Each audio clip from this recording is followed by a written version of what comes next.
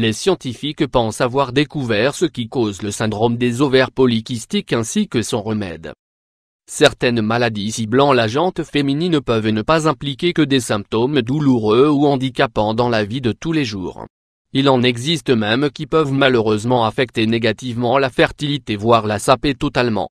C'est le cas justement pour le syndrome des ovaires polykystiques dont les causes exactes étaient, jusqu'à récemment, totalement mystérieuses pour la médecine contemporaine. De quelle maladie s'agit-il en fait?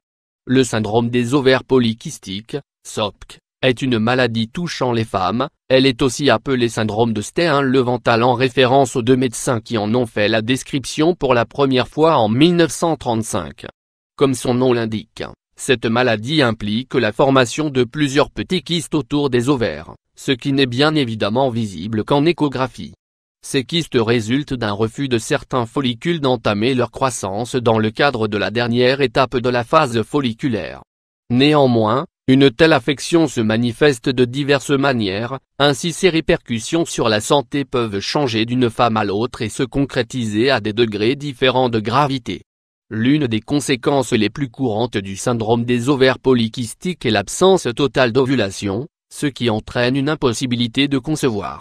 Sachant que dans 50% des cas, elle engendre une infertilité primaire, dans 25% il s'agit d'une infertilité secondaire.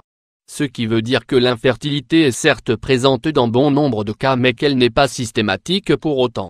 Une étude qui pourrait révolutionner la lutte contre le SOPK. Une étude a été publiée dans Nature Medicine établissant un lien direct entre le déséquilibre hormonal dans l'utérus et le syndrome des ovaires polykystiques. Ce constat cible plus particulièrement l'exposition prénatale à un facteur de croissance nommé hormone antimullérienne HAM. L'équipe ayant mené la recherche était dirigée par le Dr.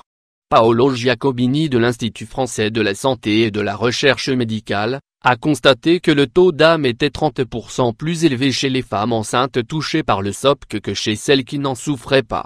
Les chercheurs ont du coup décidé d'enquêter afin de savoir si les femmes possédant ce déséquilibre hormonal donnent naissance à des filles atteintes du syndrome ou pas. Robert Norman, de l'université australienne d'Adélaïde dit: nous tenons là un changement radical dans la pensée concernant le syndrome des ovaires polykystiques, ce qui ouvre tout un éventail de possibilités pour des recherches plus approfondies.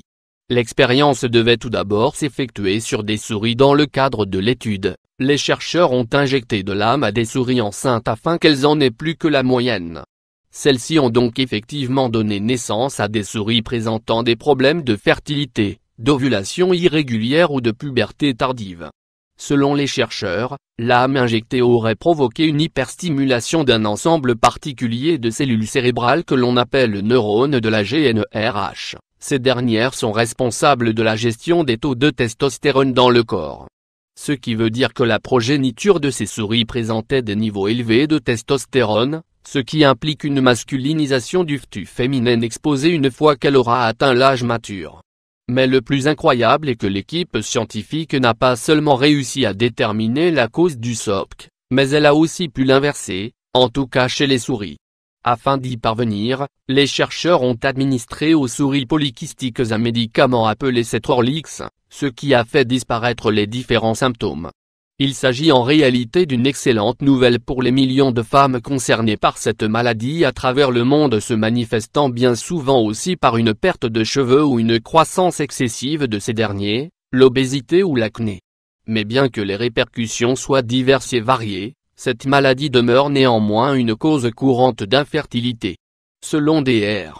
Giacobini, il est question d'une stratégie très intéressante pour rétablir l'ovulation et par conséquent augmenter le taux de grossesse chez ces femmes.